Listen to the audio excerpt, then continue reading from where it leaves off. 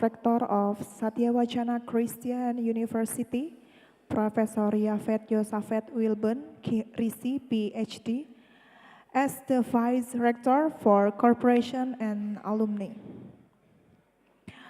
Honorable Dean of the Faculty of Interdisciplinary Studies, Professor Daniel Daud Kameo, PhD. Distinguished guests, esteemed speakers, faculty members, students, and everyone that present here today. Welcome to the first International Conference of Development Studies Association of Indonesia 2024 with the theme Global and Local Innovation for Sustainable Development, Embracing Uncertainty and Disruptive Future in Satyawacana Christian University, Salatiga. We are truly honored to welcome all presenters, distinguished speakers, colleges from outstanding institutions across Indonesia and beyond, and members of Development Studies Association of Indonesia in this conference. This event promises to be an inspiring and thought-provoking experience. And before we begin, I would like to go over a few housekeeping notes to ensure we have a smooth and enjoyable experience. Please keep your phones on silent mode during the sessions. Restrooms are located on the right or left sides in this hall, and we kindly remind everyone to respect our time schedule as we proceed with the event. And also, if you have an urgent matter to attend to or not feeling well, please feel free to contact our LO for any emergency information or assistance. Let us continue with an opening prayer. To bless today's event, we invite Reverend Dr. Verina Husona, Chair of the Satyawacana Christian University Campus Ministry, to lead us in prayer.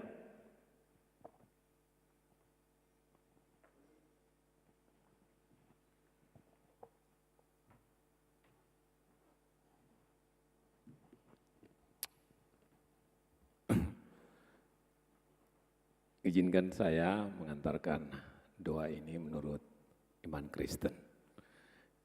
Mari kita berdoa.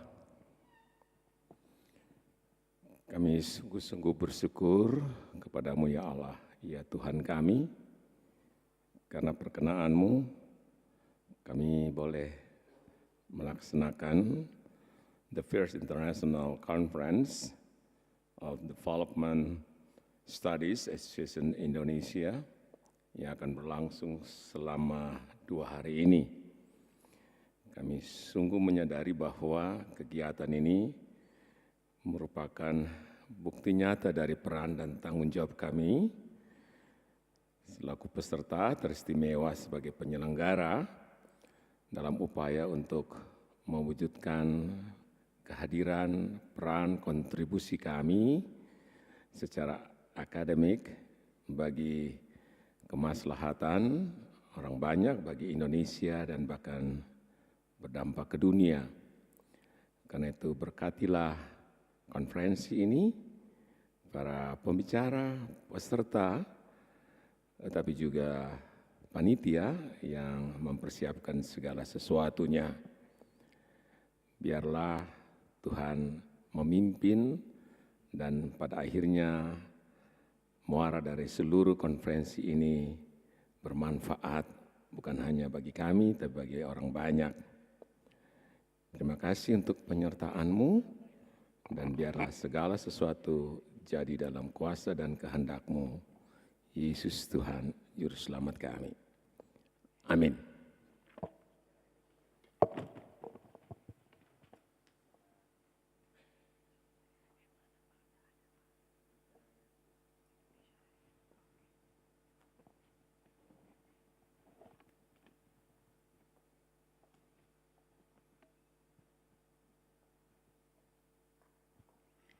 To honor our nation, we will now sing our national anthem, Indonesia Raya, followed by sing Satya Wacana hymn.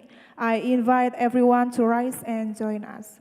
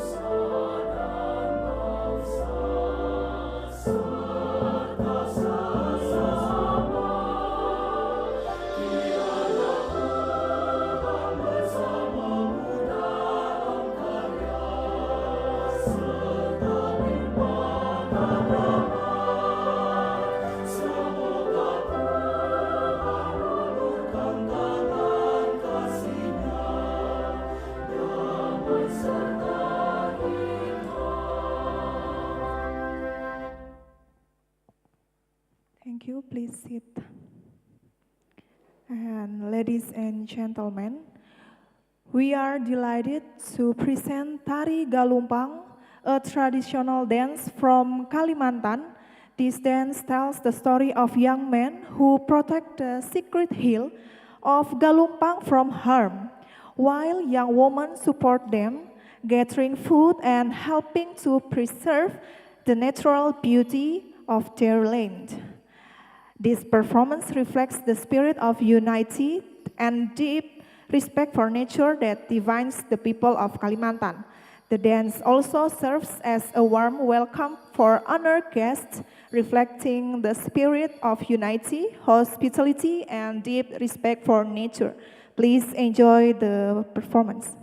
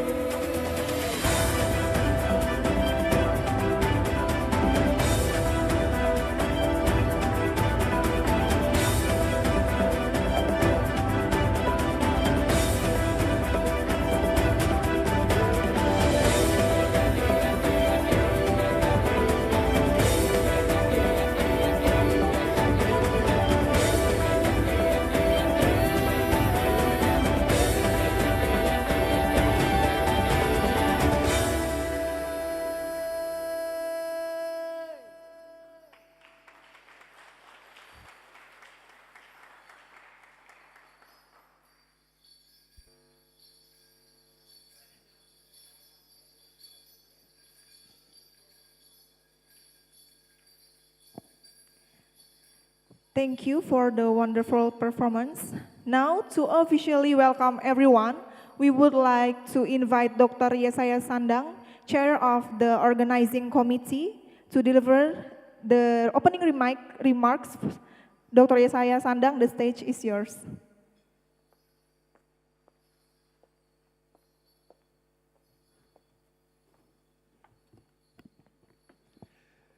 Rector of Satya Wacana Christian University or their representative, Dean of the Faculty of Interdisciplinary Studies, Chair of the Indonesian Development Studies Association, distinguished keynote speakers, esteemed participants, good morning and welcome.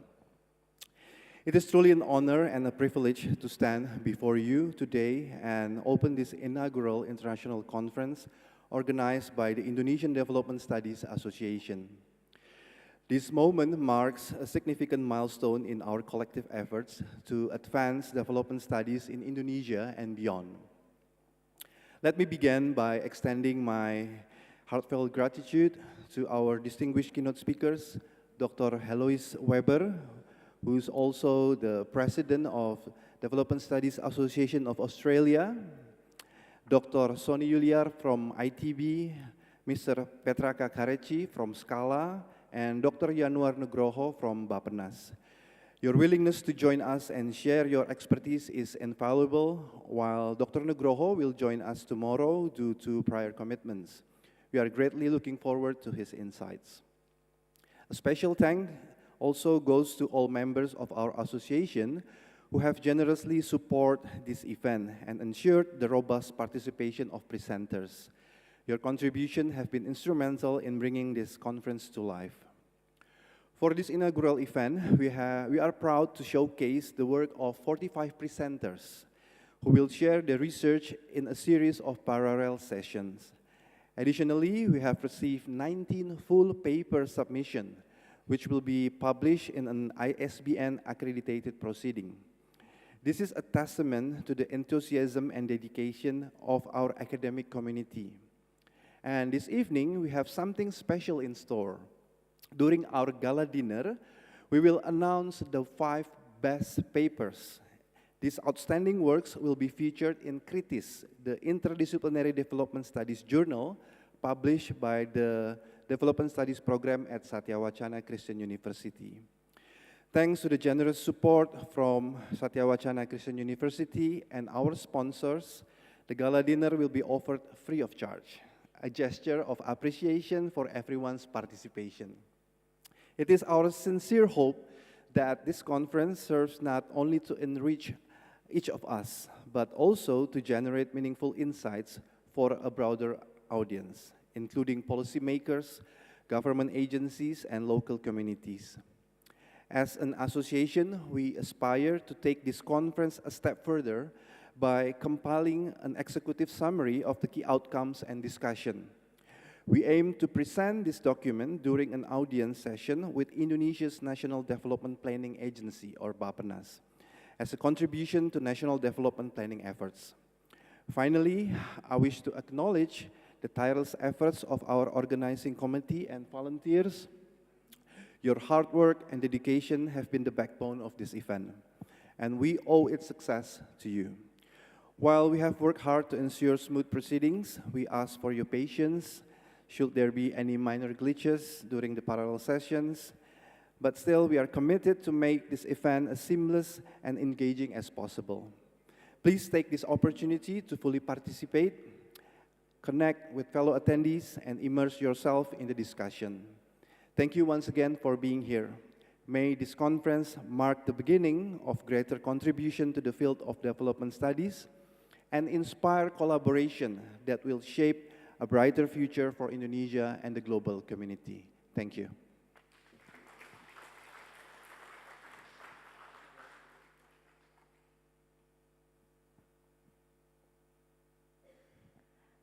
Next, we are honored to have Dr. Arfan Fahmi as the chair of the Development Studies Association, who will share his words of welcome. Dr. Arfan Fahmi, the stage is yours.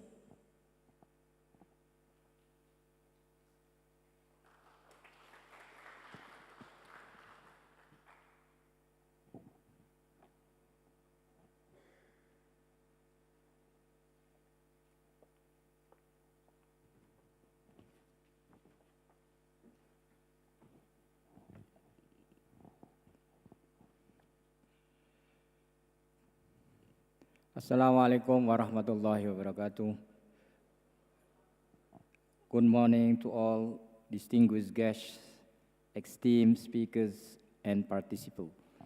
The Honorable Rector of Satyawatana Christian University, the Honorable Dean of Multidisciplinary Faculty, Satyawatana Christian University, it is my distinct honor to welcome you all to the first Development Studies Association Indonesia International Conference on the theme Global and Local Innovations for Sustainable Development, Embracing Uncertainty and a Disruptive Future, hosted by Satyawatana Christian University, Salatiga.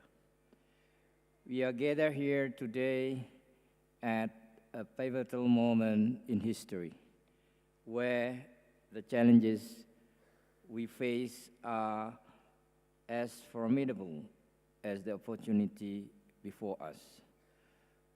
From climate change to technological evolutions, economic disruptions, to shifting social dynamics, the world is evolving at an unprecedented pace. In such a complex landscape, innovation becomes our most powerful tool, not just on the global scale, but also to the local actions that reflect the unique strength and needs of our communities. Ladies and gentlemen, this theme invites us to think deeply about how we can harness uncertainty as a driver to creativity, resilience, and transformative change. It challenges us to reimagine our approaches, bridge the gap between local and the global, and also co-create solutions that align with the principles of sustainable and equity. Today, we are privileged to hear from thought leaders, practitioners, experts, academicians who are pushing boundaries, questioning norms, and chanting new paths forward. Together, we will explore how disruptive forces can spark positive transformation and how innovation can serve as conversions of sustainable and inclusive future.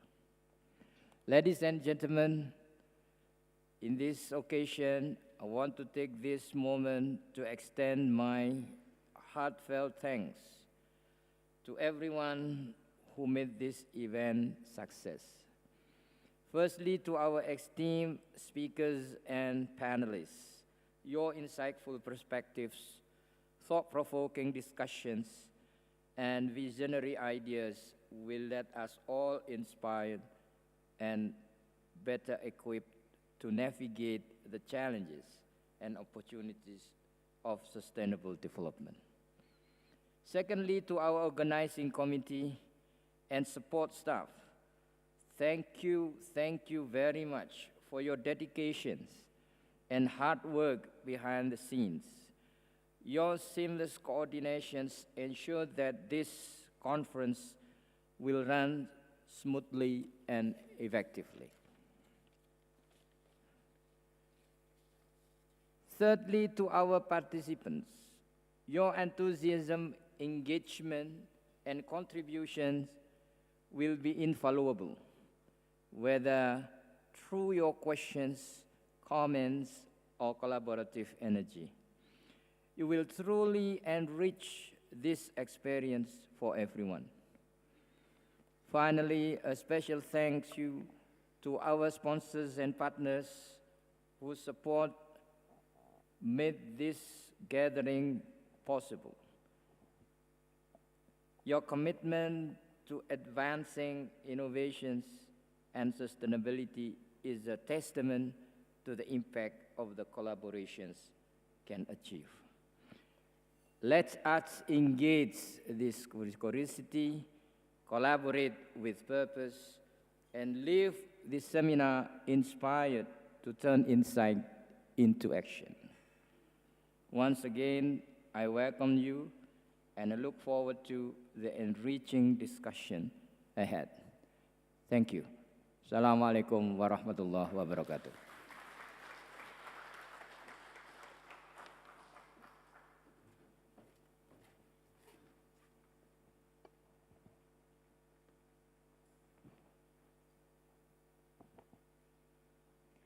Thank you, Dr. Arfan Fahmi. At this moment, we would like to invite our rector or vice rector, Professor Yafet Yosafet Wilben Risi, PhD, to deliver her remarks, followed with the gong ceremony to officially open this conference.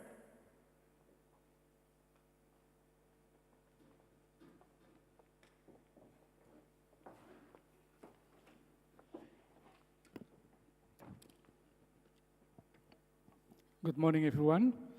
On behalf of the university, I would like to welcome you all, especially our special guests from abroad and also our esteemed speakers. I would like to introduce a little bit this university for those who first come to Satya or visit Satya. So Satya Christian University established in 1956, and it is supported by 18 synods around Indonesia. So that is why our students and our staff, academic staff, also come across Indonesia. For this reason, Satya has been long recognized as the miniature of Indonesia. But now, I believe that Satya is on the right track to move, to shift from miniature of Indonesia to the miniature of the world or globe. Ladies and gentlemen, let me say some few words in regards to this conference. Honorable guest, I would like to especially welcome Dr. Arfan Fahmi, chairperson of the Indonesian Development Studies Association. Welcome to Indonesia or Satya. Indonesia, Satya. Members of steering committee, our distinguished speakers, let me mention some of our honorable guests and speakers. Dr. Helois Weber from the University of Queensland. Welcome to Indonesia. Queensland had been a memorable city for me. during my PhD study at Faculty of Law of Queensland University of Technology. So thank you for coming to visit us and remind me about the beauty of Queensland, especially the gardens around the campus. And also the Honorable Dr. Sony Yulier from Institut Teknologi Bandung. Terima kasih Pak sudah datang ke Satya Demikian juga, I would like to welcome Mr. Petrarca Karici. Is he here? Okay. And as well Dr. Vivi Yulia Swati from Bappenas, our representative from Bappenas. Ladies and gentlemen, it is great pleasure and pride that I welcome you all to the first international, oh, sorry, I just forgot to mention the Honorable Dean of Faculty of Interdisciplinary, Professor Daniel Kemel, my senior and my teachers and my professor. Thanks for coming. Oh, you are the host, sorry. Again, it is with great pleasure and pride that I welcome you all to the first international conference of the Indonesian Development Studies Association hosted by Faculty of Interdisciplinary at Satya Christian University. This conference is more than just a gathering. It is a landmark occasion, a vibrant confluence of ideas, expertise, and aspirations. As we stand at the forefront of a rapidly changing global landscape, the relevance of development studies has never been greater. Challenges such as climate change, economic inequality, and social disparities demand bold, collaborative, and innovative approaches. The theme of this inaugural conference reflects our shared commitment to shape sustainable development pathways and fostering dialogue across disciplines and borders. Our distinguished speakers, each a thought leader in their field, will guide us through a wide array of topics that resonate deeply with the global community's efforts to achieve sustainable progress. I want to extend my deepest gratitude to the Indonesian Development Studies Association for, of course, in cooperation with Faculty of Interdisciplinary of Satya for organizing this monumental event, and to our esteemed speakers for generously sharing their time and expertise. Your presence is a testament of the importance of this initiative and the collective impact we can achieve. To all participants, let us engage in a meaningful discussion, ask bold questions, and collaboratively explore solutions to the pressing challenges of our time. Together, we have the opportunity to craft actionable insight that will ripple beyond this conference walls. Once again, welcome to Satya Christian University and to the first international conference of the Indonesian Development Studies Association. May this event ignite inspiration, forge lasting connection, and drive transformative outcomes. Thank you, and I wish you all a fruitful and inspiring conference. Having said that, by asking the grace of the Lord, I officially declare that the conference is officially open. May God bless us all. Good morning, everyone. Thank you.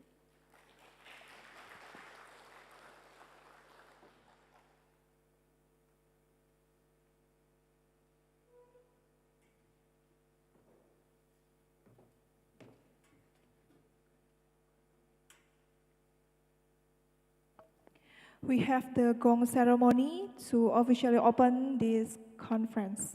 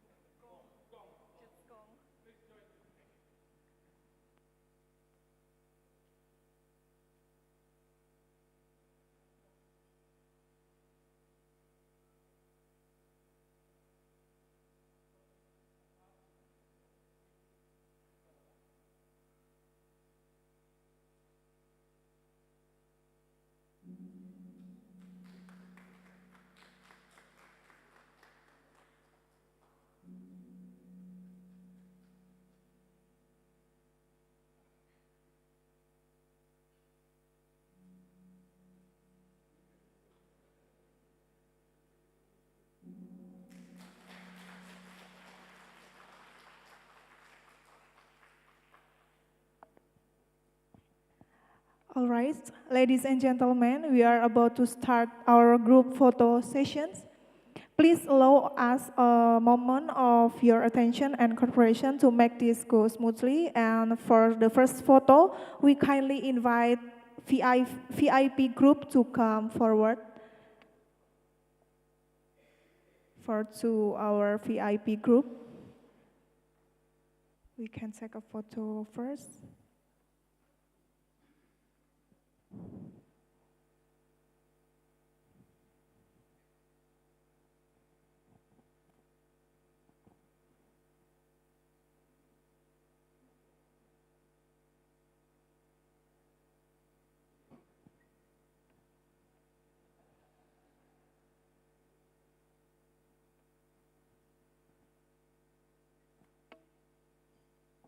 And also, we'll be taking a second group photo. For this one, we ask everyone to stand up and face the stage. The photographer will be capturing this photo from up here on the stage. So please remain in your positions.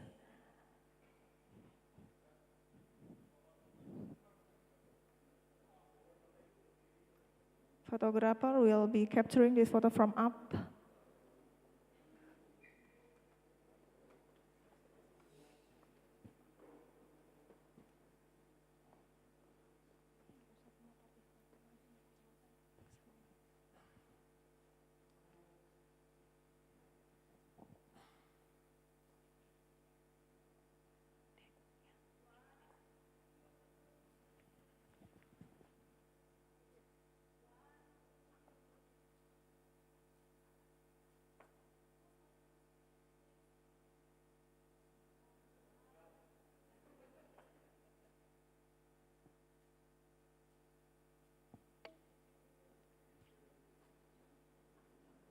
Thank you so much for everyone for participation in the photo session. And we also like to deliver our appreciation to our distinguished plenary speakers in this morning. At this moment, I would like to invite our rector to come and give tokens of appreciations to our distinguished plenary speakers in this morning. In this morning, we are grateful to receive kind support from Dr. Helwis Weber, Dr. Sony Yuliar, and Mr. Petrarca Karechi to participate in our conference. And please, you may come forward.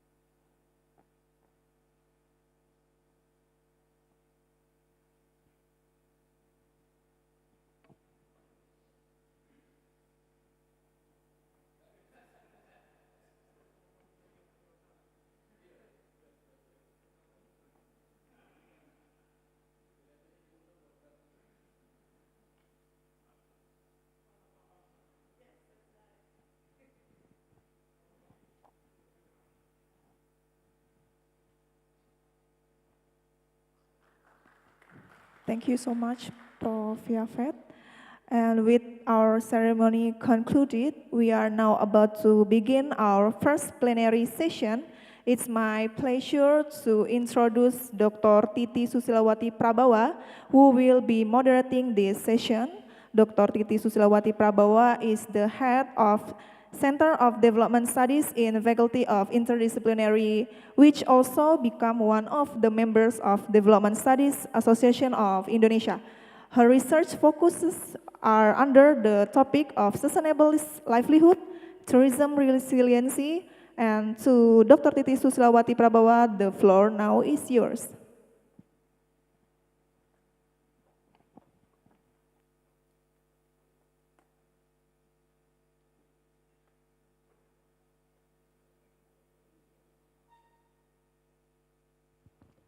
Thank you. Welcome all the participants and also distinguished speakers. Before we start with our sessions, please allow me to invite Dr. Heloise Weber to come and sit here. Thank you. Next, I would like to invite Dr. Sonny Yuliar, our distinguished speaker from ITB. Thank you.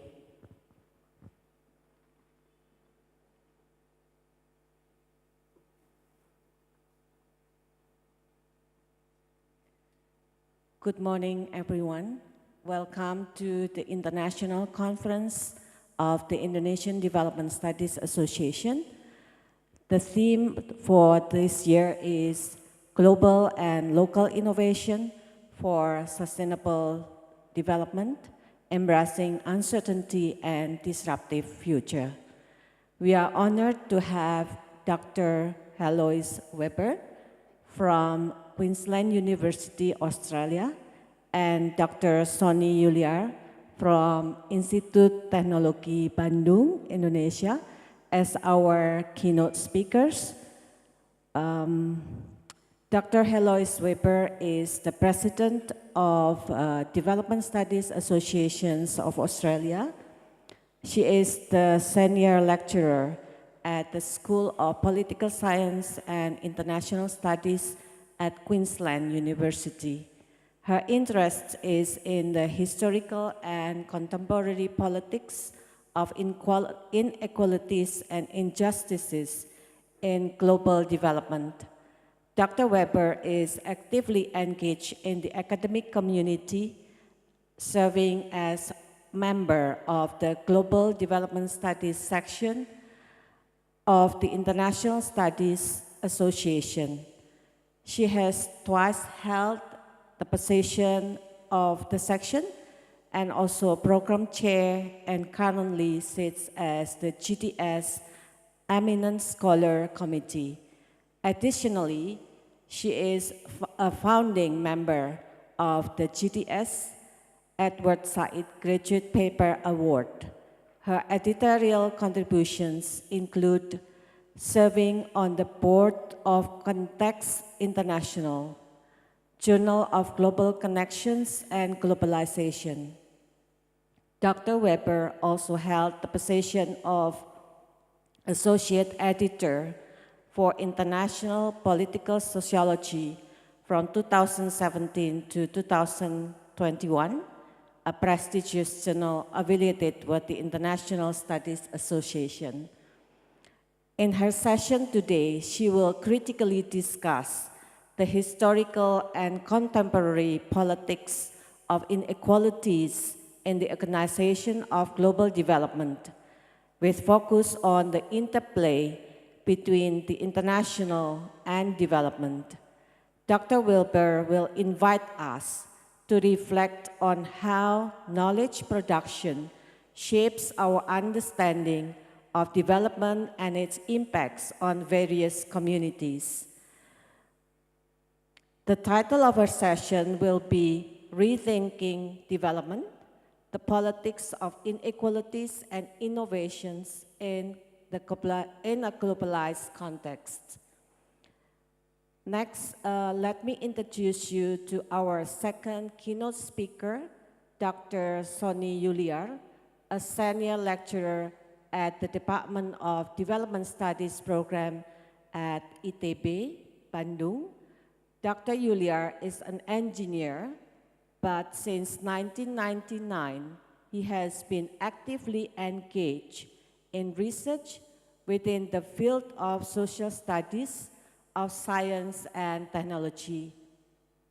His work encompasses various topics, including the culture of scientific communities, the social construction of technology, knowledge system and development, and innovation systems.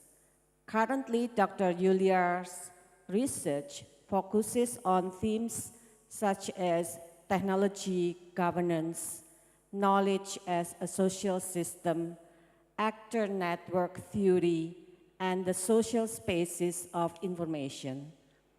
In his session today, Dr. Yulia will discuss about governance of technology and innovation system in sustainable development.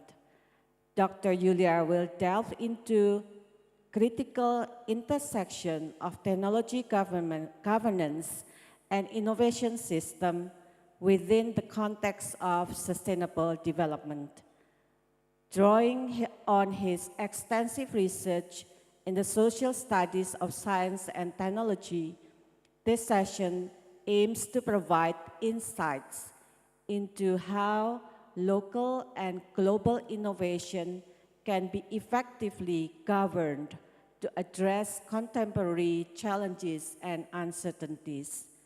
That was a short introduction about the speakers and also about the themes they were going to discuss. Now we will start with the presentations from the speaker. Each speaker will present for 30 minutes, and then we'll continue with question and answers for another 30 minutes. Now we'll start with our first speaker, Dr. Heloise Weber. Dr. Weber, floor is yours. Thank you. Thank you so very much for those very kind words. Good morning, everyone. I'm very grateful and honored to speak to you today at what is a momentous occasion of the inaugural International Conference Development Studies Association Indonesia. I have been really excited about and looking forward to this event and to being with you, also because it's a great opportunity for me and my colleagues in Australia for the knowledge I can take back with my engagement with you today. And I'm very keen, really interested in learning about the concerns and challenges and interests in the field of development that you and your colleagues are debating and are engaging with, both in the Indonesian context but also beyond. So my prompts for this presentation were to focus on the interplay between the international and development.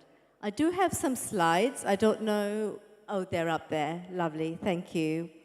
So to focus on the interplay between the international and development with the objective of demonstrating why an appreciation of this interplay is critically important for understanding the politics of theory and method in development.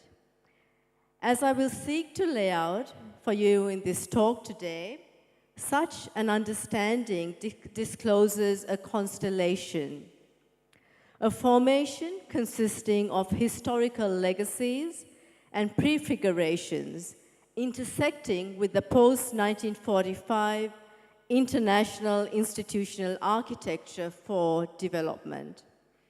And this constellation is until today deeply implicated in engendering unequal relations, constellational and unequal relations, including struggles in the everyday lived experiences of destitution, suffering, and the resistance this engenders.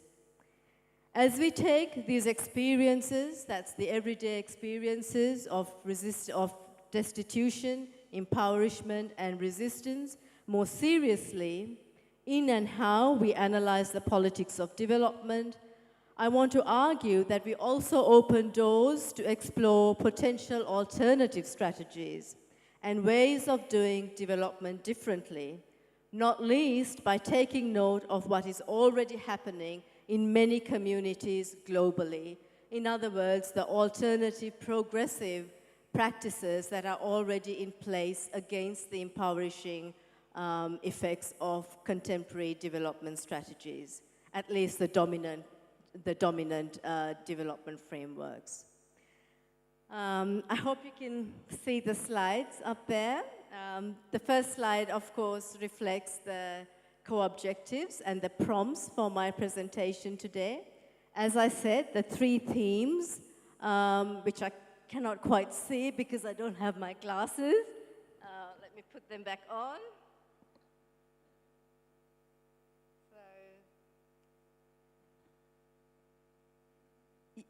The three key themes are the historical dimension, again please,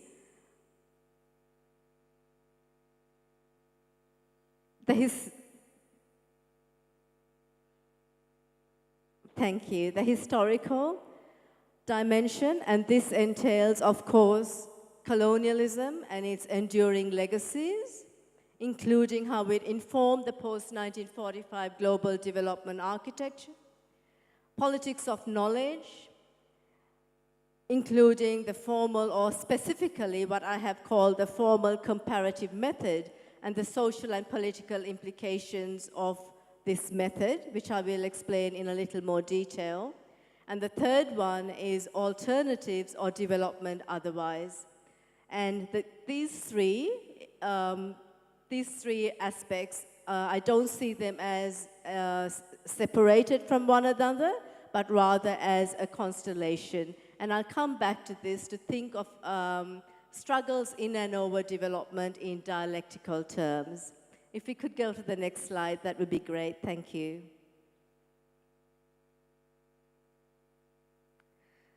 So, just very briefly, to situate inequalities in historical context, as I said, we really need to look at colonialism and its legacies. Secondly, to home in on the critique of knowledge production, I will expand on comparativism and its social and political implications. And thirdly, I would like to say something about what it means to focus on exploring alternative strategies, both for how we study development and how development is or should be done otherwise and differently.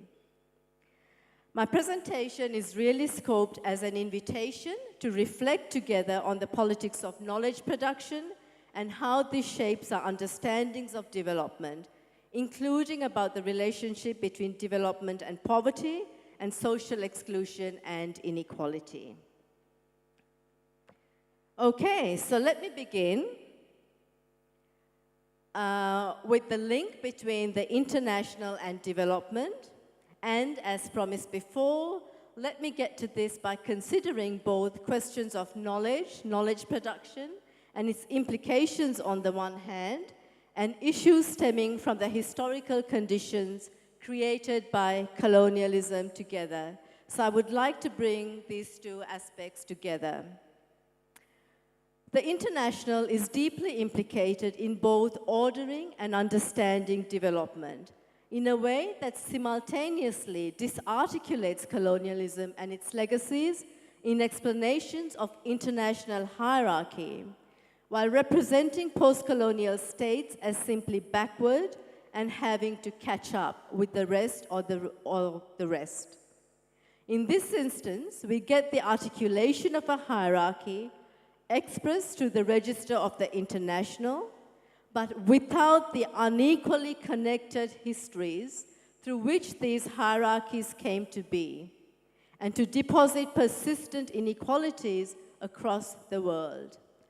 Of course, struggles of what came to be referred to as the Third World, and in the aftermath of the Cold War, was very much about these inequalities. And I'm thinking here particularly of the Bandung Conference of 1955 and its corollaries, as well as subsequent efforts to institute the new international economic order up through the United Nations system in the 1970s. Of course, these two major initiatives in world politics were undermined, very much undermined by the United States and its allies. I'm just giving you a little bit of a historical context because I do think this really matters for understanding the contemporary challenges that we face in development today. Framing development with the help of the international as a hierarchy without an account of the constitutive history leads to a justification of specific international institutional arrangements in the post-1945 context. I'm thinking here of the Bretton Woods institutions, that's the International Monetary Fund and the World Bank. And in the post-1945 context, when the development project was instituted in the context of anti-colonial struggles, decolonization, and the Cold War, international institutional arrangements played a key role in the ordering of international hierarchy and the kind of and setting about the conventional understanding of development in hierarchical terms. So in the post-1945 context, when states emerged as sovereign entities, formal entities, in terms of our institutional arrangements, the international system was taken simply as given. That means taking like units, formal like units, in comparison with those former colonial powers sitting or positioned above the rest, with others having to catch up. And this is what I mean by the formal comparative method, where there's a comparative framework, and that's sitting above that, the normative logic of this framework is really modernization theory and its ethos and sensibilities that go with it. So whether it's industrialization or modernization as we know it in a very general understanding. The core point here is, though, that taking formal like units disarticulated colonialism and its legacies in accounting for the disparities of economies and the social conditions in the post-1945 context. And that's what I mean by taking like units and everyone having to simply catch up. Of course, it is this logic that was undermined and challenged by knowledge and scholars and political academics who were activists from the global south, including international lawyers who put forward the call for a new international economic order in the 1970s. But let me briefly come back to the Bretton Woods institutions post-1945, because they played a key role in the kinds of institutional arrangements that continue to inform and influence development policy today. So in the post-1945 context, when the Bretton Woods institutions were set up, they also had the Marshall Plan for the West and for Europe, right? And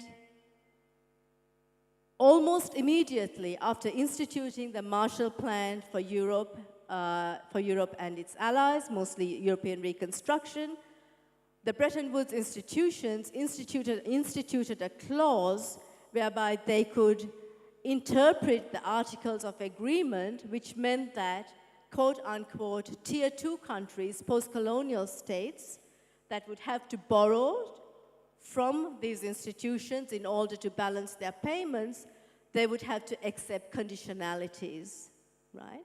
And the basis of the institution of these conditionalities was really the assumption of this hierarchy that simply took the formal units as originating conditions. That's how I would like to put it. Disarticulating colonial legacies and the unequally connected histories. And it's that institution of conditionalities that actually we can see that penetrated into the 1980s and instituted structural adjustment programs across the global south, which of course, through structural adjustment programs, what was established was austerity measures.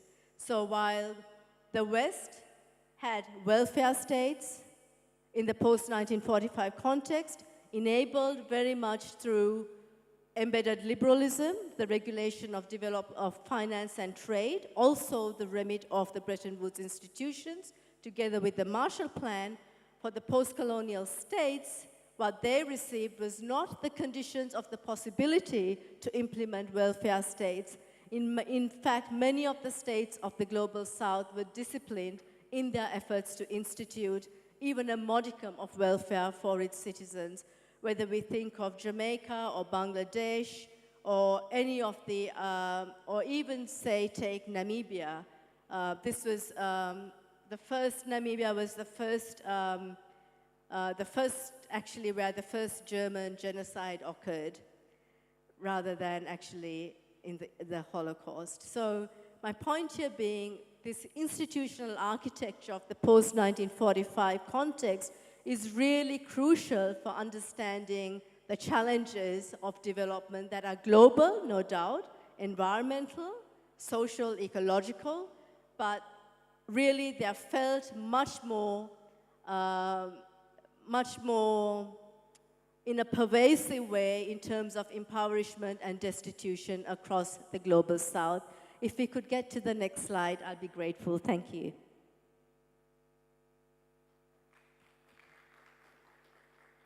This is just an illustration of the history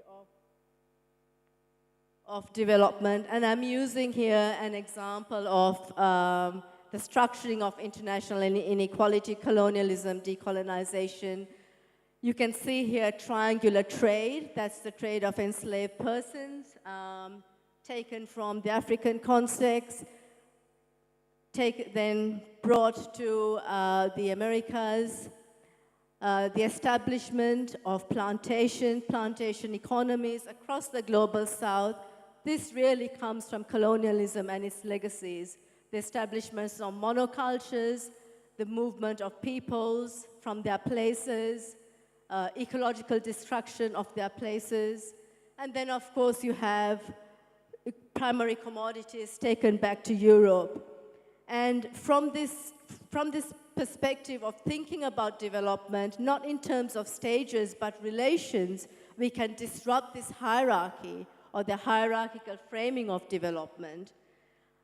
Indeed, we can make the connection between the link between the Industrial Revolution and colonialism.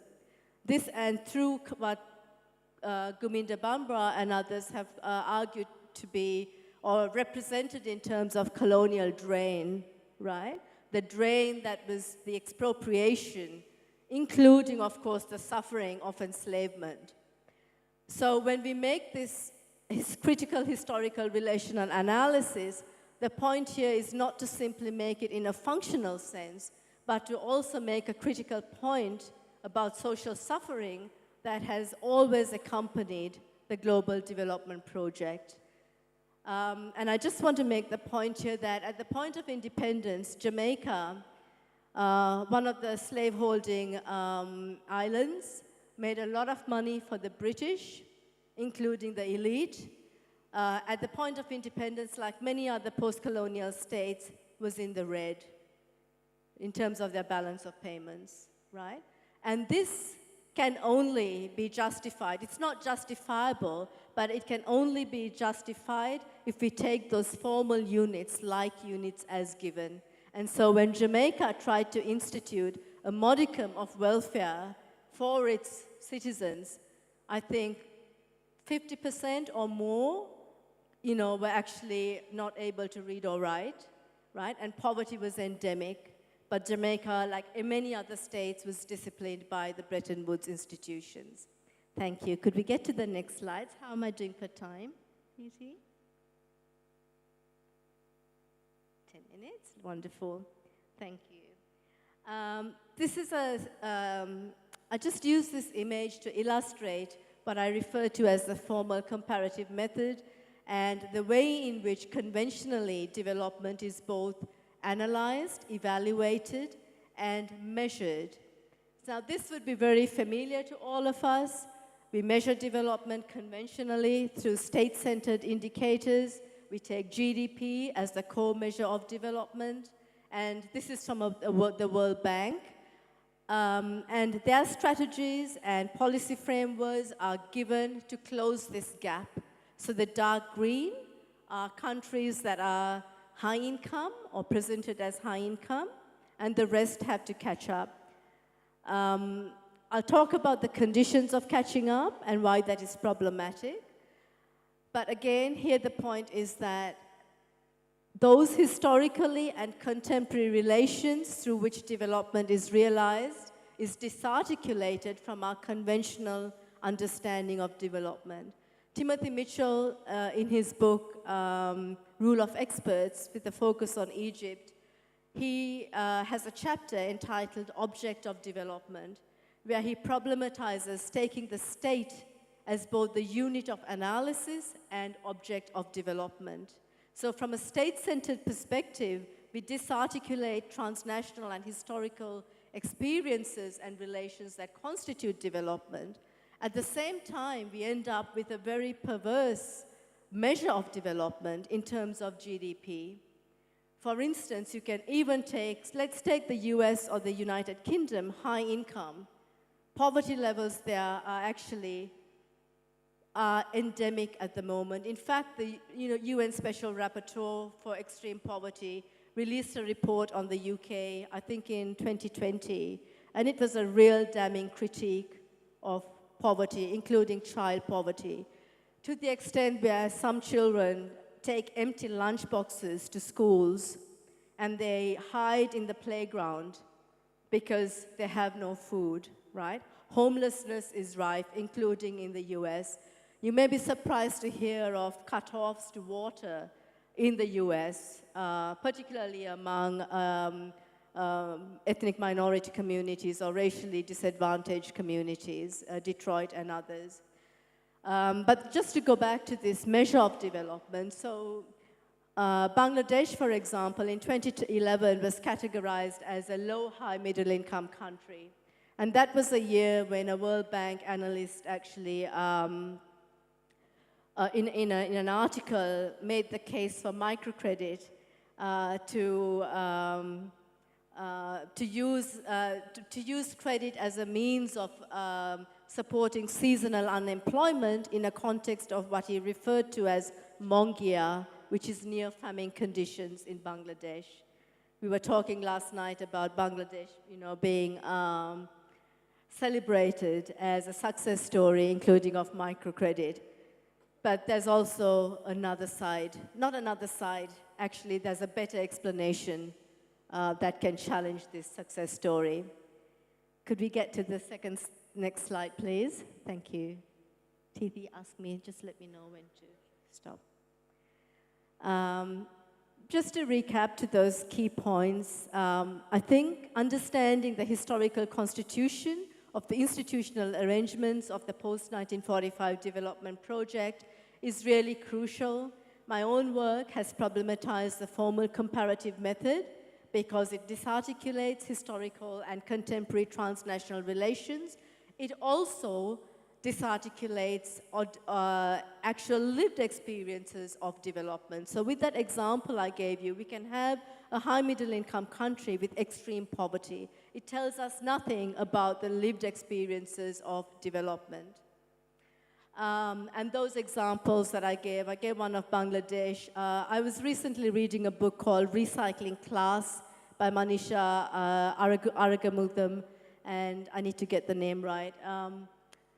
And it's a very sad story of Mumbai, another success story, but how you have entrepreneurs and innovators coming back from the Silicon Valley, and instead of actually conceptualizing or understanding the conditions of waste pickers as being subjected to, and this is a verb, subjected to impoverishment, they are now represented as self-employed workers to the point where they may actually have to even buy back the waste from the urban middle class.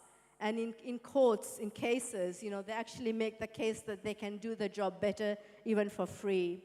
The context of Malaysia is also revealing. I'm just using 3 examples to make a broader point where Juanita Elias makes a case about social reproduction. And feminist critiques of global development and political economy have made great contributions about social reproduction. And that is that we don't think about what goes outside what we call the public space or the public sphere, whether it's the household or what goes on, outside of the economy, including the informal sector, that actually keeps capitalist social relations going, whether it's care, the provision of care, love, everything, washing, clothing, right, social reproduction. But there's a class aspect to social reproduction, where you have many migrant workers, for example, providing social reproduction across the globe. 5 minutes, lovely, thank you. And so the point here being how we might think about our challenges in the contemporary context globally with grounded experiences, how we come to analyze, how we come to bring these two together by linking up those global frameworks and actual everyday lived experiences. And I think the challenge is for theory to both mirror or be creative in how we get to these complex interconnections, but also understand the way theory and theoretical frameworks serve to justify these very relations of inequalities. I think there's just one, maybe two more slides, and I'll be very quick.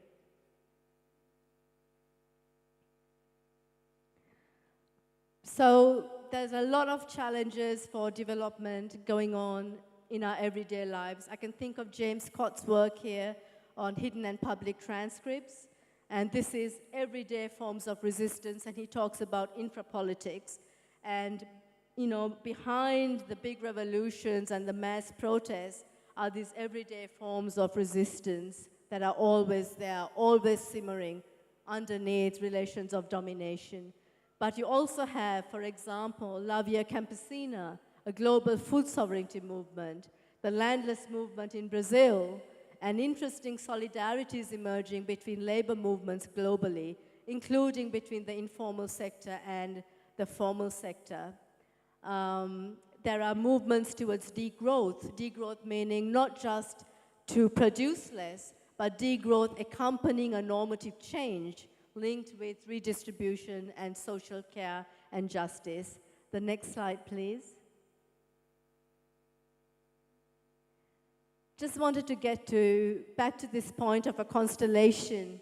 And this is, of course, we had, protests in the US, including Black Lives Matter, Occupy Wall Street.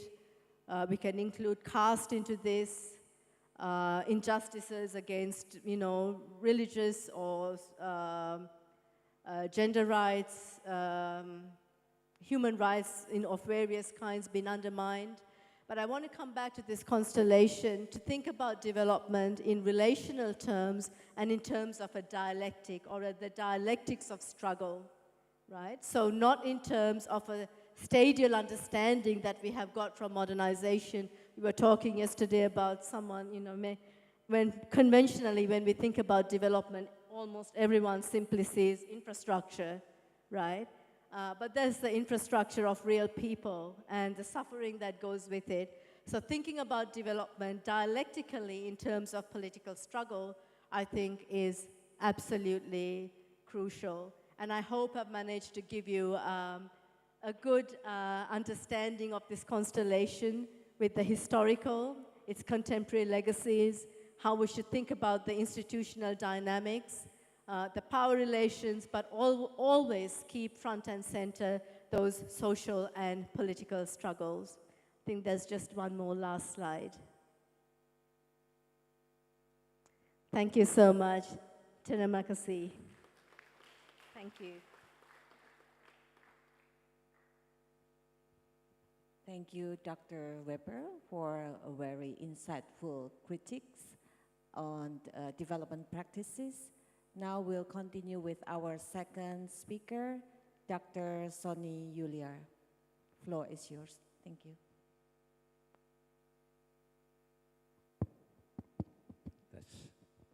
Thank you very much.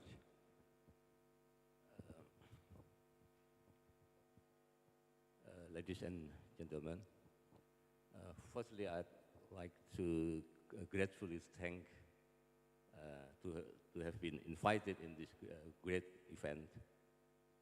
So it's a very pleasing to be here again. This is my fourth time to UKSB. The first, I guess, in 2007 or 8, and I came here always with specific topic, that is how development studies in Indonesia could survive. Because development studies in Indonesia was minority, there, minority. Could development studies be creative, or you will get eliminated among the mainstream field, academic fields? I guess we in development studies scholars, I think we belong to that minority. So we have to be creative. I think there is a point in that case.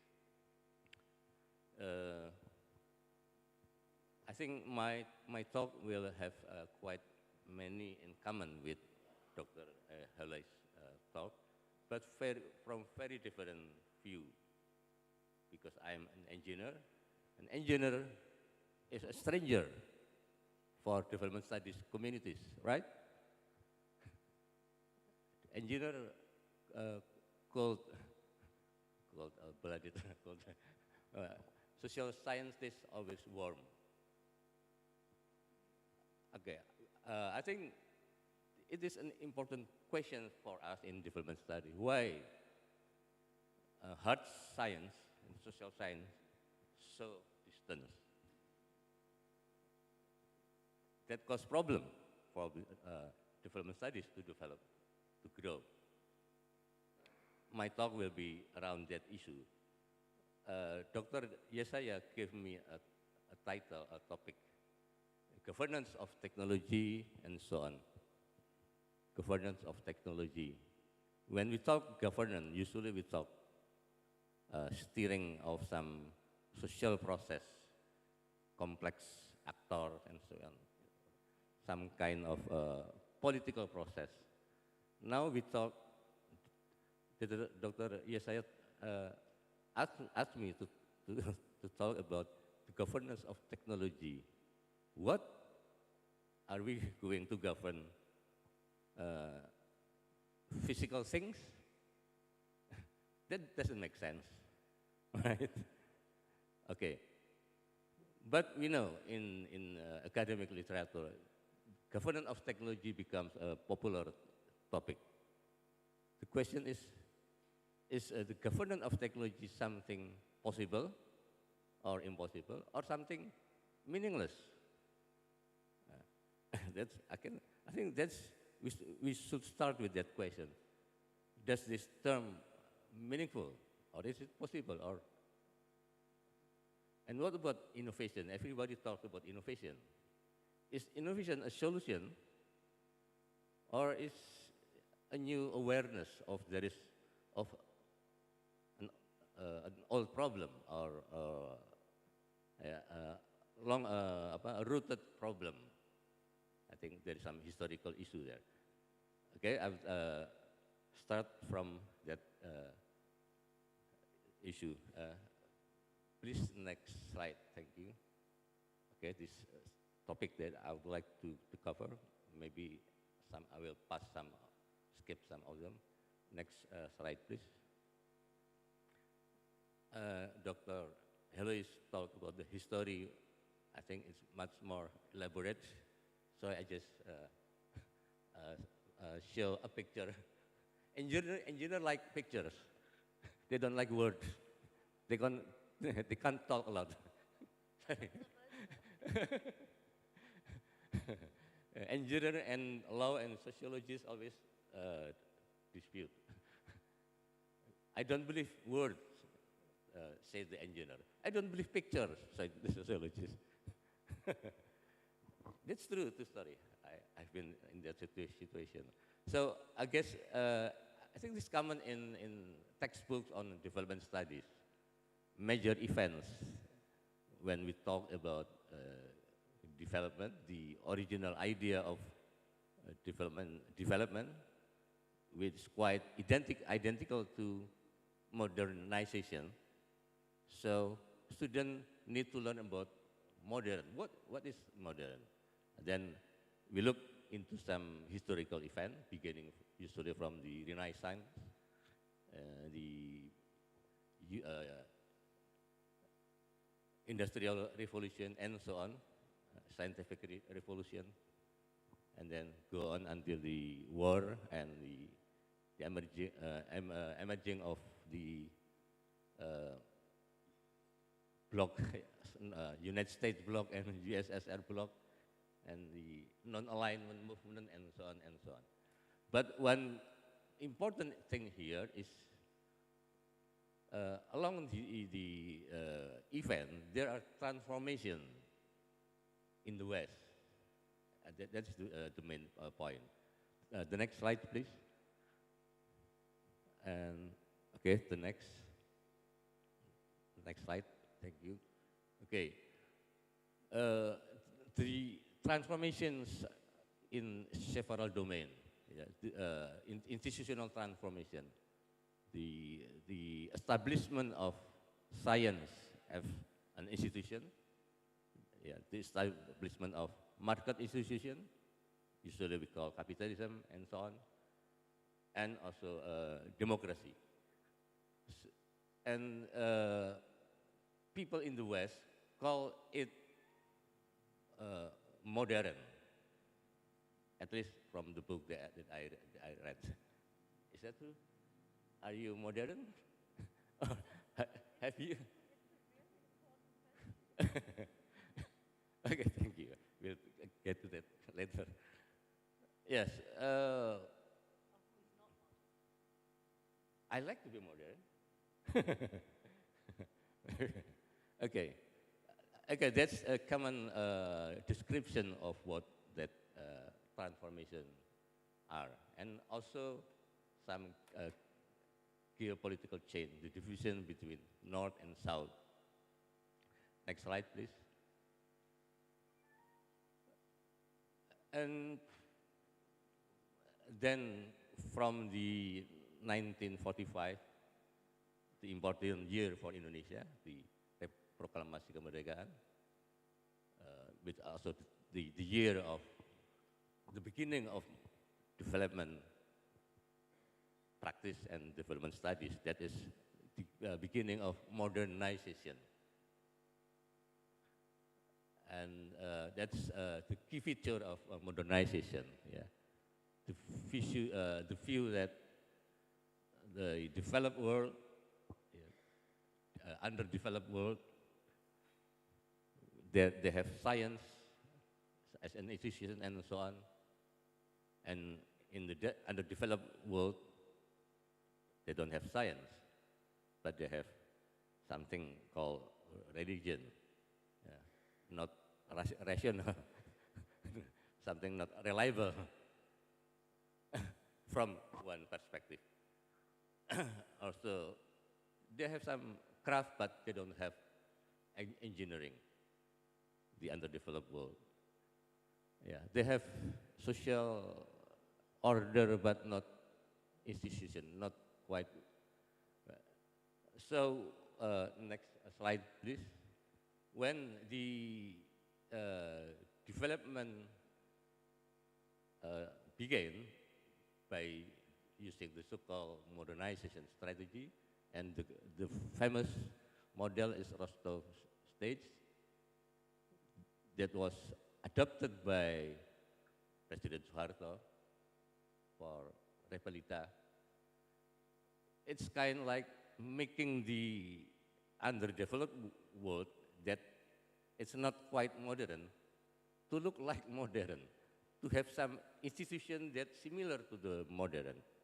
They have a science institution, modern university, they have industry with some industrialization, with some machinery injected from by foreign investment. But the underdeveloped world do not have science. Yeah. So they can't be modern without having science. So they need some transfer, science transfer, technology transfer to.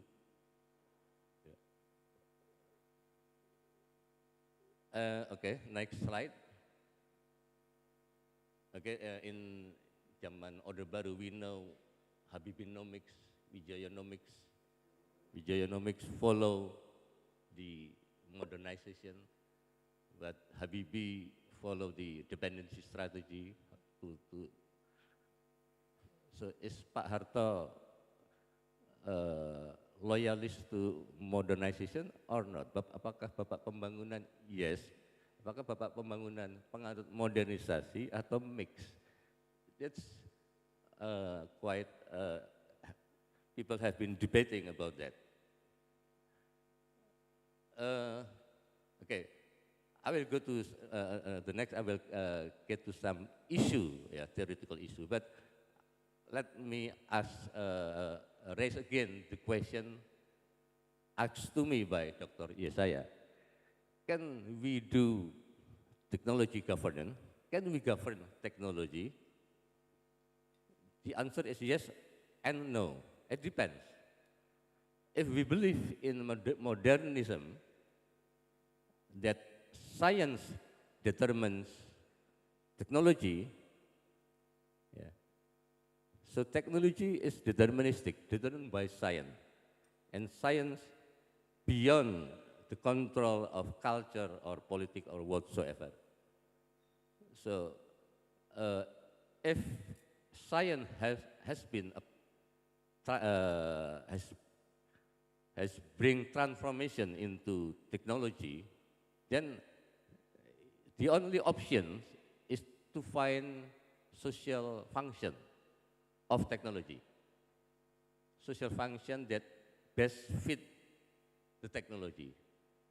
But you cannot govern technology because it's determined by science. So if we believe it, if we believe in the science determinism, then we cannot do technology governance. Yeah, no option. Because no option, then you can steer, you can change direction, because no option. Take it or leave it. It is more a problem for the Western world than for us. Technology governance is more an issue for the Western world than from us, because they concern about, for example, transition towards sustainability. They concern about the role of science in economy, and therefore the growing of literature on innovation studies. But I don't think we in Indonesia care quite much about that problem. So in the literature, there has been growing ideas like social construction of technology. This is an effort to examine the modern assumption, whether to what extent science is untouchable by culture and politics, to what extent technology is determined by science, and so on. So, and the scholar on social construction, they discover that the process is not quite that linear and deterministic. There are some trajectory, some path dependence, yeah, some multiplicity in actor and so on. So there are options. Technological trajectory is socially construction for them, for those who hold to the theory of social construction. So if we believe that technological path is socially constructed, then technology governance is possible. But if technology is determined by science, then technology governance is not possible. Next slide, please.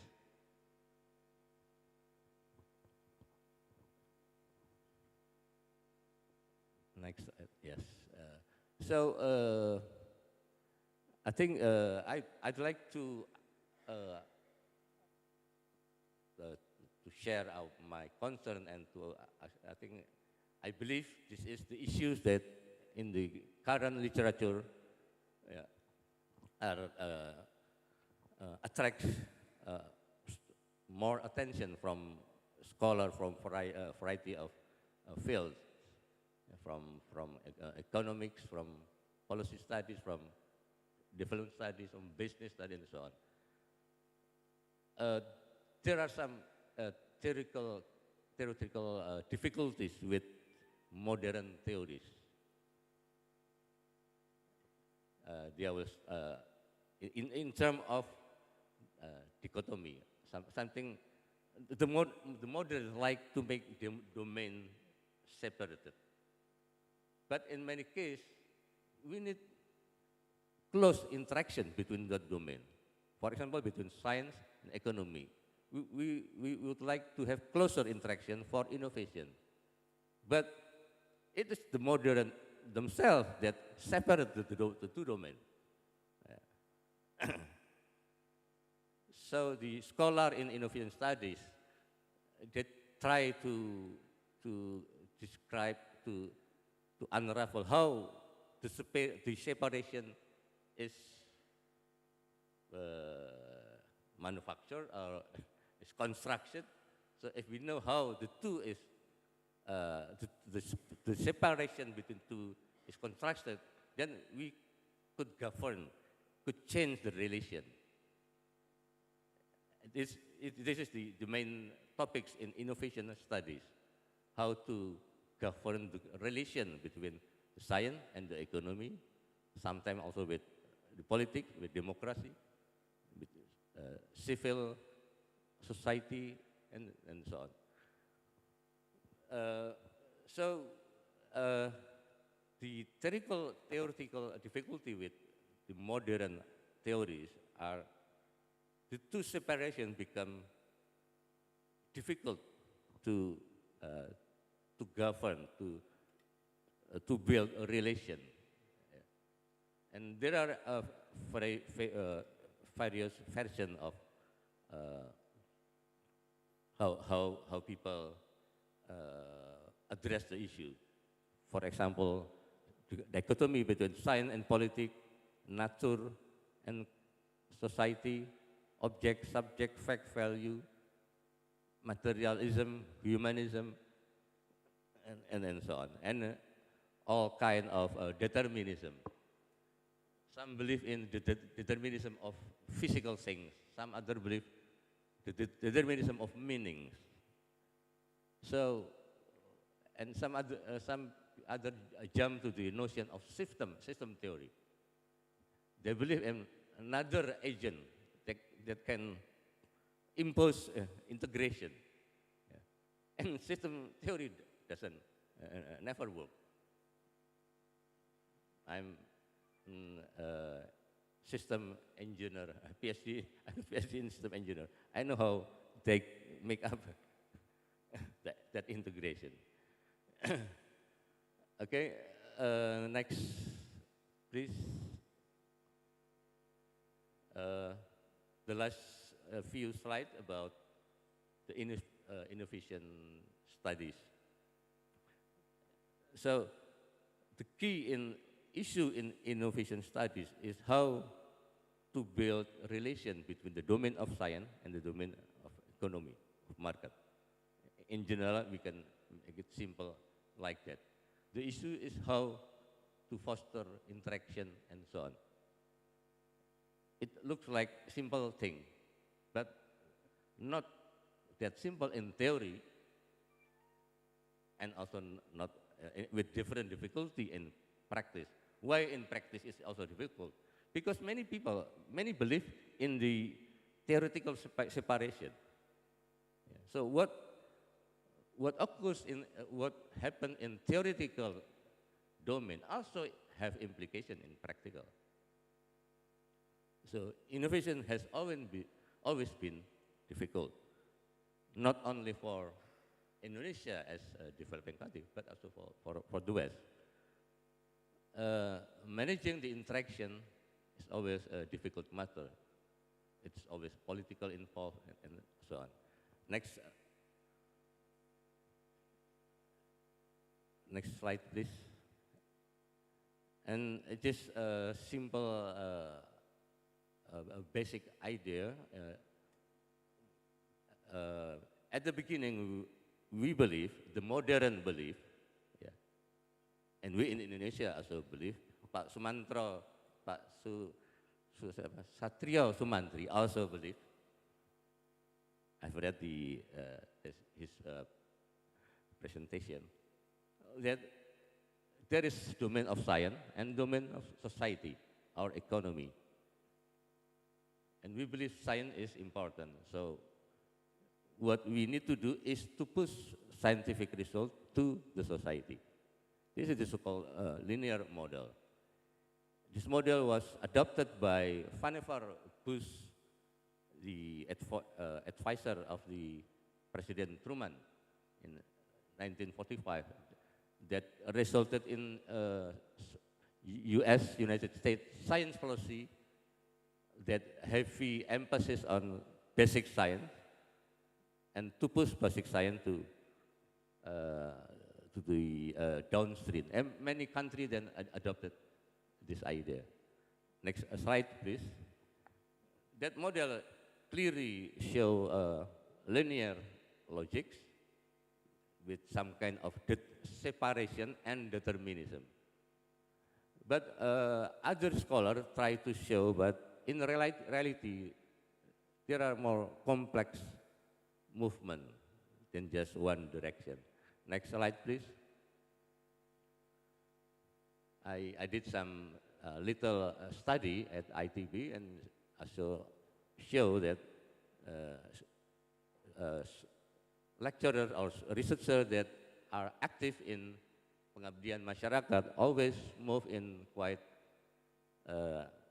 irregular and rectorate, the vice rector don't like something irregular.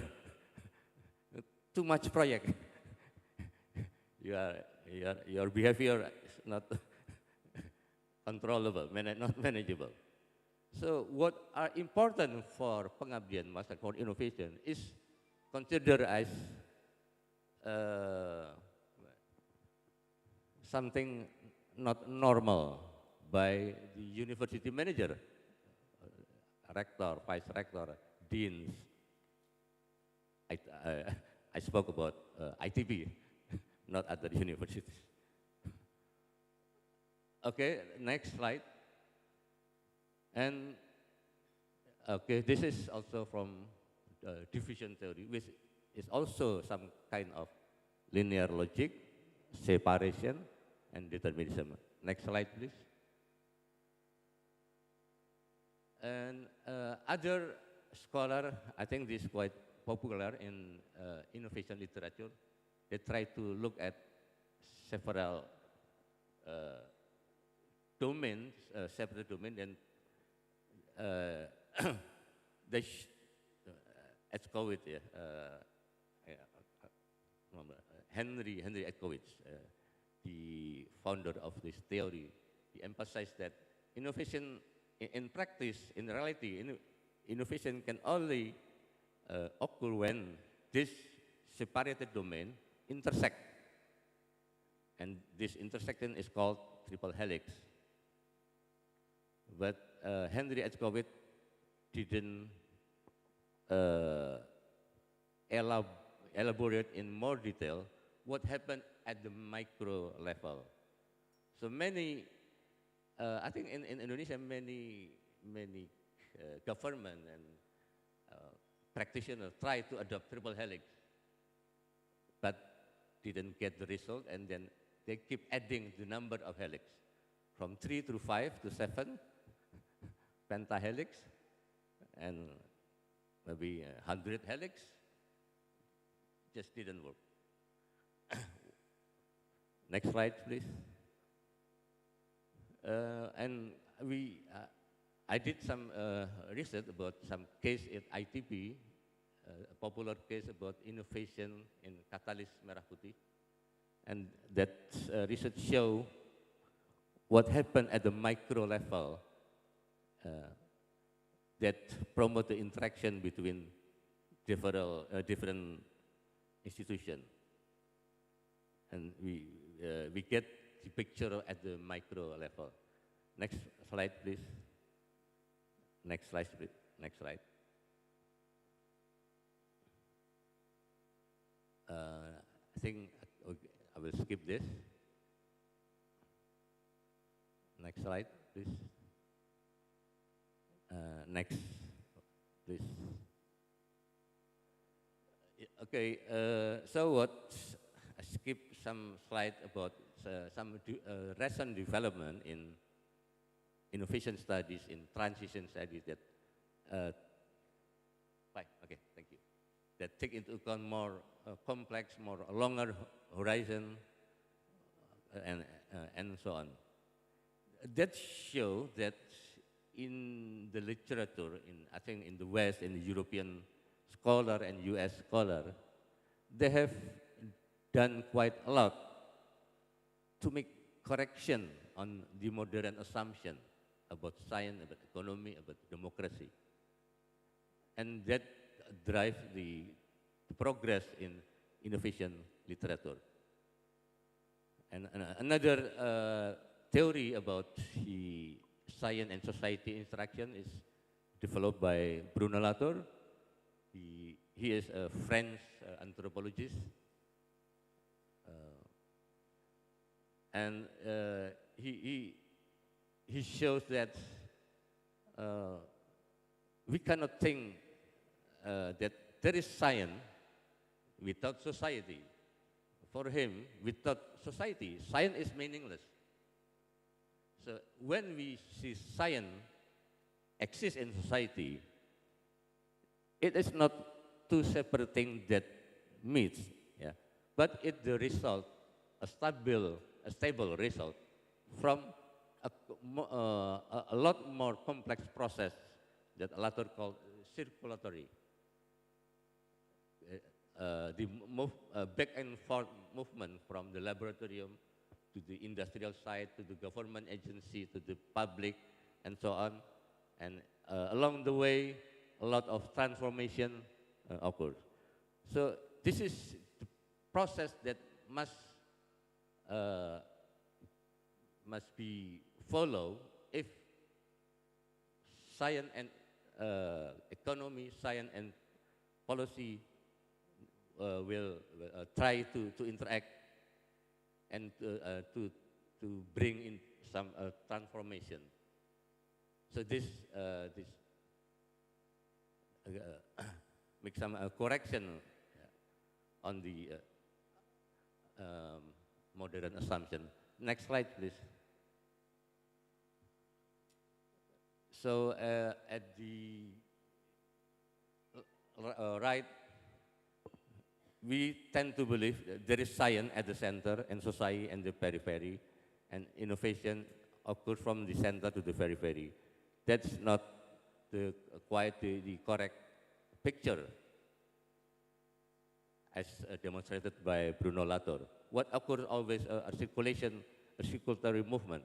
When everything is stable and there is no crisis, then things begin to look like the right-hand side.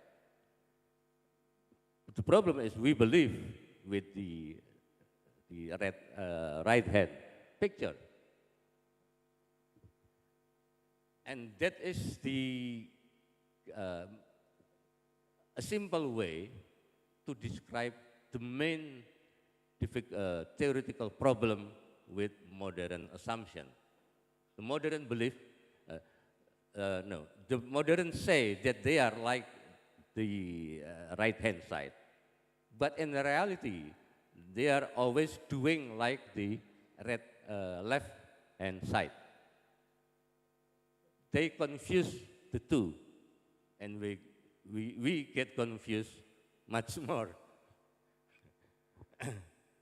I think that the last slide, and then the next is conclusion. Next, the last conclusion slide. Next one. Next one. Thank you. So, I think I would like to add some issue with all the international dynamics and politics that addressed very well by Dr. Eloise.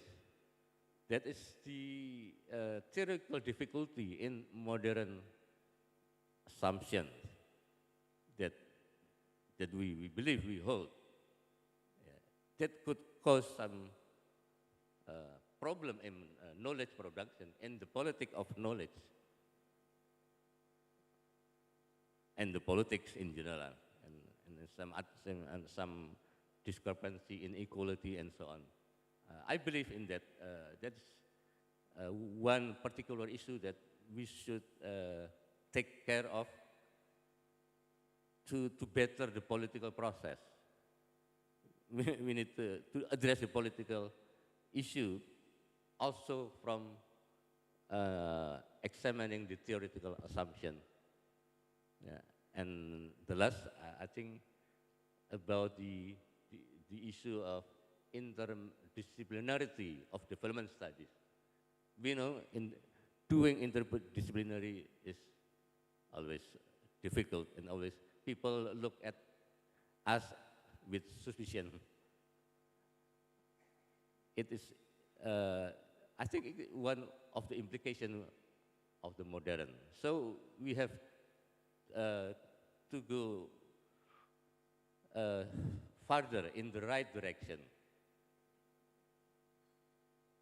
We need to do interdisciplinary inquiry in a more rigorous. We need to address those theoretical difficulties. We cannot ignore. We cannot go like this where the social science and engineering and keep us separated. I believe development studies will go nowhere if we go on like that. We cannot address climate change. We cannot address energy transition and so on.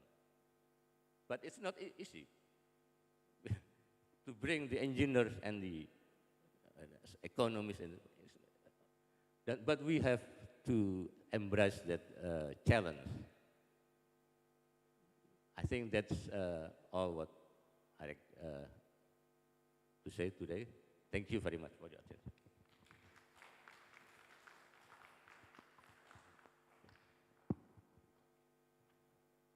Thank you, Dr. Yuliar.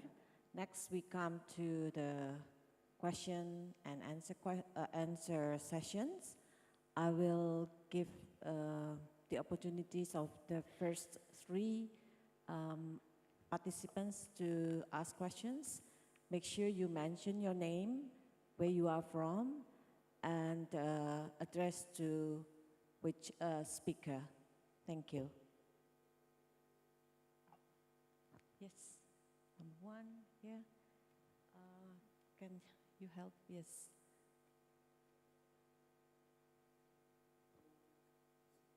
Any more? Yes. One more, please. Yes, thank you.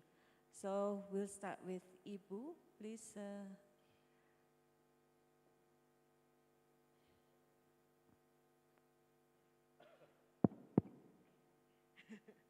Okay, thank you very much for the opportunity. I would like to raise a question for Dr. Weber. My name is Elizabeth Dewi from Parahyangan Catholic University International Relations Department in Bandung, Indonesia. I would like to ask you to elaborate more. By the way, thank you very much for the presentation. It was very nice, very fascinating, very interesting, and triggering a lot of questions actually. But I just want you to elaborate a little bit more about how the situation now with the decolonization among the ethnic majority and indigenous community. Yeah. The reason why I asked about this because I'm also doing a lot of research about indigenous community in Indonesia, especially from Sumba Island in NTT. And I do believe they have like their own terms of decolonization from their point of view. But when we discuss about decolonization, mostly we use the Western perspective, which is not applicable for the indigenous community and also ethnic minorities group. So I just want to ask you to elaborate more from your point of view about this issue. Thank you very much, Dr. Weber.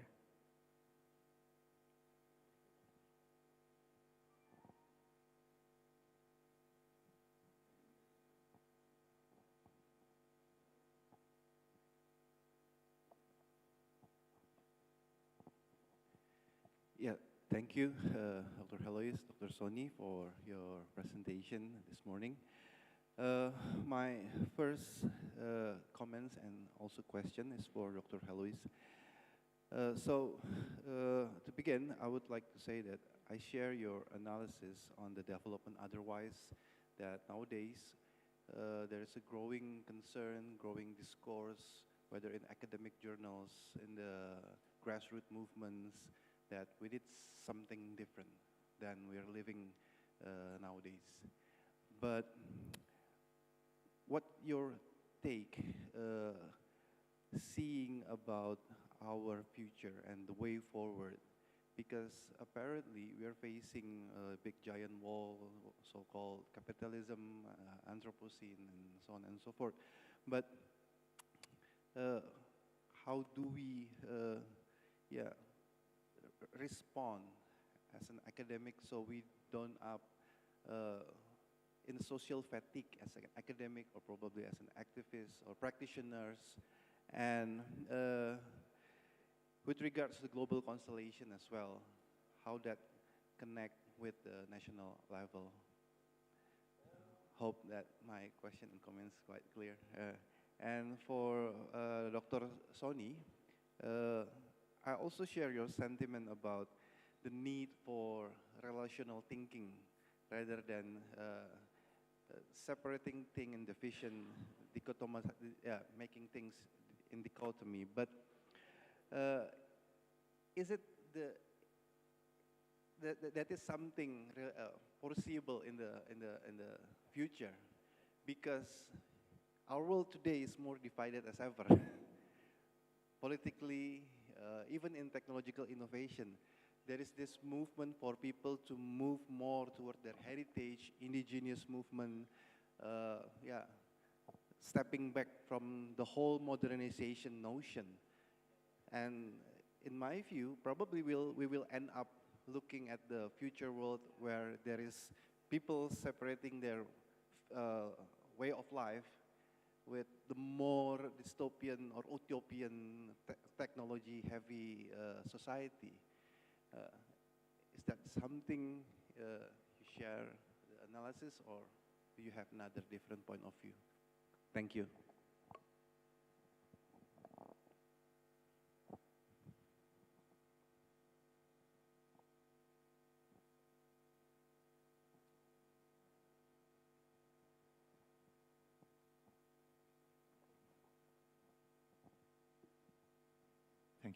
Thank you very much for two really fascinating talks, and my question is for Dr. Sony as well. I really liked how you set out the distinction between linear modernity and modernism on the one hand, and the kind of more messy feedback loop inspired thinking that actually goes on when you do try and investigate anything at all, actually. But I wondered whether you would consider the question of whether the problem isn't so much one of epistemology and of what underwrites the different kinds of knowledge-making practices, which I think is foregrounded. When we say the ontological stuff is uncertainty, and we're done with that, then we're focusing on how do we actually make these kinds of knowledges fly. And then the question about why the linear keeps emerging, isn't that more a political question and a potentially one for political theory? And the reason why I'm asking it, and that's the connection with Eloise's talk, is when Latour wrote in 2016 this piece on onus orbis terrorum, the question of sovereignty. He, for the first time, sort of looked at engaging with a sort of political theoretic look at an internationally constituted work in an international relations journal. And I read it, and I was really disappointed. He turned out to be a really boring Catholic. Somebody who, you know, articulates a very straightforward kind of understanding that I found particularly sort of embedded in very long-term Western traditions of thinking. And that militated against the other story about the relationalism thing, which always kind of goes around in Latour and is really interesting. So I really wondered whether the question is not so much one of getting the philosophy of science right, but the political philosophy that always gets back to articulating knowledge-making into the linear, because there is power in doing it. And I wonder what you think about that. Thank you.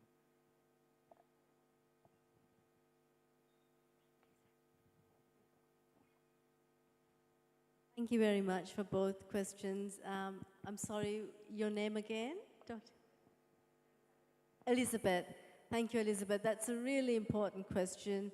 And I'm sorry that I didn't actually qualify when I talked about, you know, clearly for indigenous communities, decolonization hasn't happened. I live and work in a settler colonial state, Australia, and we work and learn with many indigenous scholars, also in our school. And so I really appreciate the question. How would I go about answering this question? Maybe firstly to say that, yes, as I said, decolonization is, they're dealing with colonial capitalism on the one hand, and the whole, their social and political relations are not separated, right? So I'm thinking Irene Watson's Raw Law, this is from Australia, and for them, well, there's two things. One is the struggle against the colonial capitalist institutional structure, whether we're talking about North America, for example. You probably know some of the work of Glenn Coulthard and others. So I'm very familiar with the work, and I think there are also, nevertheless, possibilities for articulations to learn from them, draw on their knowledge and their struggles. And I think within indigenous knowledge systems is a rich resource, not in terms of expropriation, but in terms of what we can learn in terms of an ethic of reciprocity, care, custodianship. And I bring this to my classroom in all my courses, drawing from different indigenous contexts. In the Australian context, I can say, for example, there have been, you know, historically solidarities between the North American indigenous peoples and First Nations peoples in Australia. Of course, they're also not a united front group. We see this very starkly in the context of extractivism in Australia. So it's a difficult one, but I also wouldn't want to present all indigenous communities as somehow outside a modernist frame, right? Because it's negotiating, right? It's negotiating. But I appreciate the question. I'm not sure I've answered, I've given you a good enough response, but again, yeah, I very much appreciate the question. When we talk about decolonization, what it means. I actually draw on Coulthard's work, on Irene Watson, on Associate Professor Mary Graham, who's an elder and an amazing scholar in our school, and actually we work with her. So yeah, it's a very important question, including indigenous diplomacy. You know, they've had international relations and international systems way before. Maybe I'll just say one thing here which is relevant, is that, you know, we have a map of indigenous political ordering in Australia. And one thing Mary Graham always tells us is that they had political systems but no centralized nation state, right? And conflict was there, but conflict was never over actual territorially, right? So it was not geopolitics. And even that, you know, you would negotiate. And so these things, when we have sessions on how country was run, as they would call it, it has been really informative for us to learn about international systems, politics, etc., etc. But one thing they're not, and I have a habit of going back to say, coming back, I say I'm done, but it's not an extractivist, right? It's not an extractivist way of doing and being. So relations with land are very different, right? So relations matter, yeah. Thank you. So yeah, to your question, thank you. Another great question. I wish I had a crystal ball in front of me to say how can we, you know, respond. But I think, as Dr. Soni said, one thing is that theory matters. How we, you know, how we theorize development, how we theorize our international system. How are some of the challenges articulated from the international to the national to the local? I didn't have enough time to go in depth, but maybe if I could say that this notion of a competition state, right? This idea in that comparative framework, the logic is pitching states as competition states and, you know, say the World Bank's index of doing business as one example, right? Becoming more competitive. And the consequences of that is that national governments then re-regulate their important sectors, whether it's water, healthcare, education, right? In the idiom of commercialization.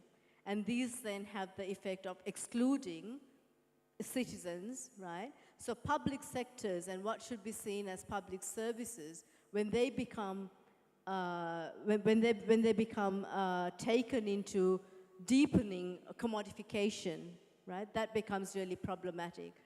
I don't have an answer to say how can, you know, how might we respond, except to say I think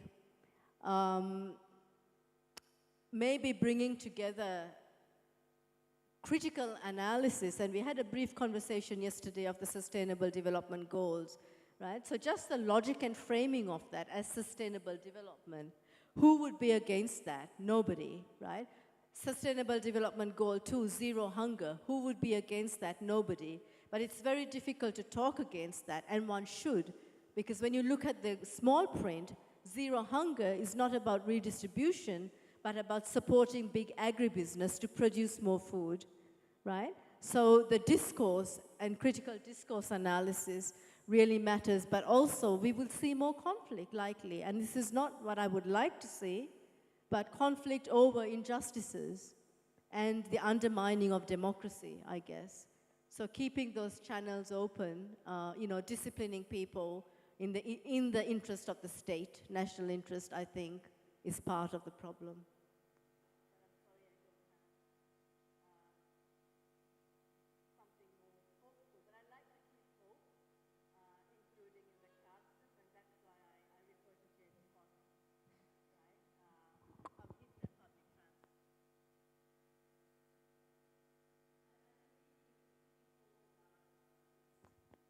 Is very important.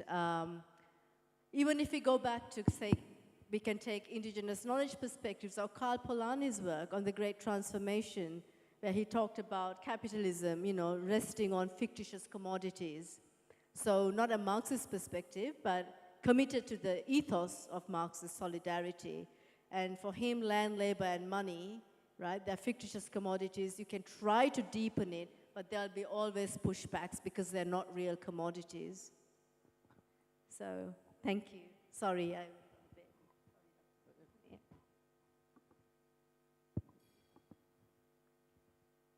Okay, thank you. There are two questions from Dr. Desjasa and Dr. Martin. Those two questions are very interesting and quite difficult, but I think we could talk about that quite a lot in other opportunities. But I just like to give some brief comment. First from the Dr. Martin. When Bruno Latour studied how scientists work at in the laboratory to produce scientific fact, Latour shows some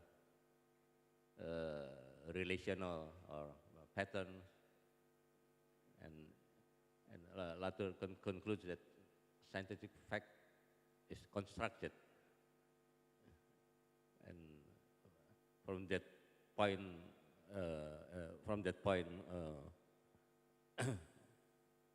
we could say there is some politics in the construction of scientific fact. So there is connection between epistemology and politics if we look at from certain ontological point of view. That is the relational ontology. But if we believe in the separational ontology, we will not see that politics. We will see that facts is facts, because we don't see the politics. Why we don't see? Because our ontology. So there is connection between the question of epistemology, the politics, and ontology. I think that's my at the moment my comment. And perhaps this has some relation with Dr. Yesaya. Separation. Gilles Deleuze, yeah, you know, they have the word difference and repetition. Is it separation or differentiation? Do we need, it's a choice of word, right? Different thing that does not necessarily mean ontologically separated.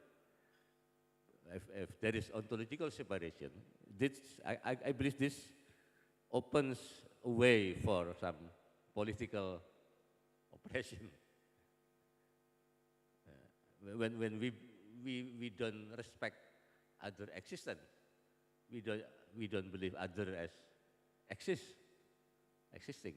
That's an ontological position that can then transform into political position.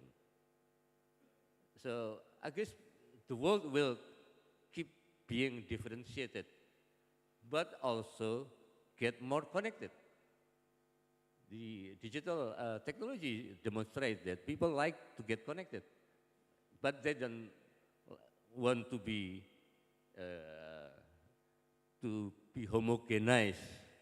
Yeah, they want to be heterogeneous, to be differentiated, but also they want to be. So they will not. They won't be separated farther away, I believe. I think that's my comment. Thank you very much.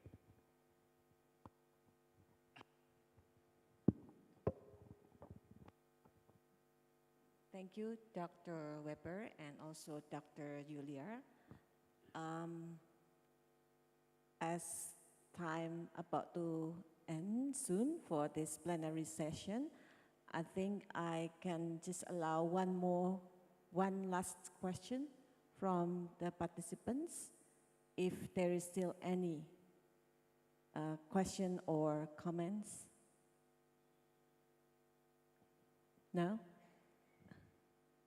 If not, then maybe from the two keynote speakers here would like to share their closing remarks before we end our session. Thank you very much. Just to say thank you again to everyone for this opportunity. And I look forward to the conversation going forward in terms of any intellectual reflection. Relationalism came up twice or more than once. It was a theme that crossed both our presentations. It was actually the theme of the International Relations Conference of our discipline this year. And I guess going forward, it would be important to, and everyone uses the concept, and it might end up being everything and nothing. So I would just like to put that out there about reflecting on the politics of relationalism, both its potential but also limitations in terms of how it might be used. Thank you. Yeah, thank you. I just add 2 words from what Dr. Harris suggests. Just 2 words: relational ontology. Thank you very much.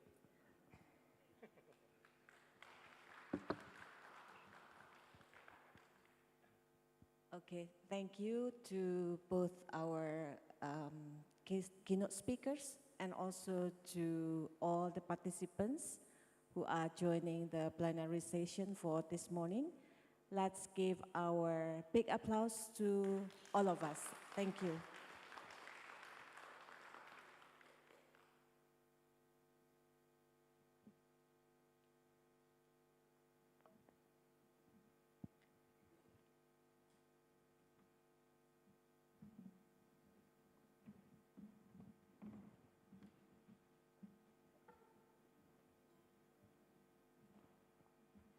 Thank you so much.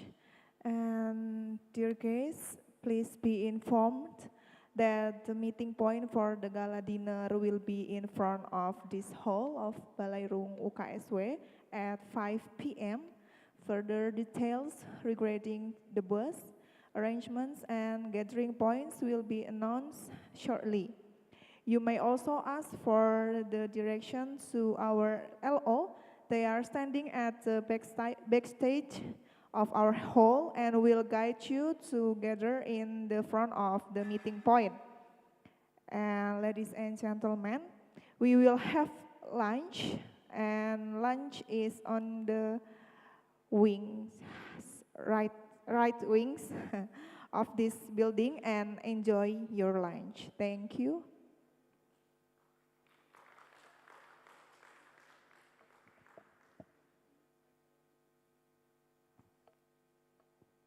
Ibu Bapak, silakan menikmati makan siang di sayap kanan gedung ini. Setelah makan siang bisa langsung ke gedung G untuk sesi paralel. Setelah sesi paralel 4:30 kita berkumpul di depan BU untuk bersama-sama kita ke lokasi gala dinner. Terima kasih, selamat melanjutkan. Selamat siang.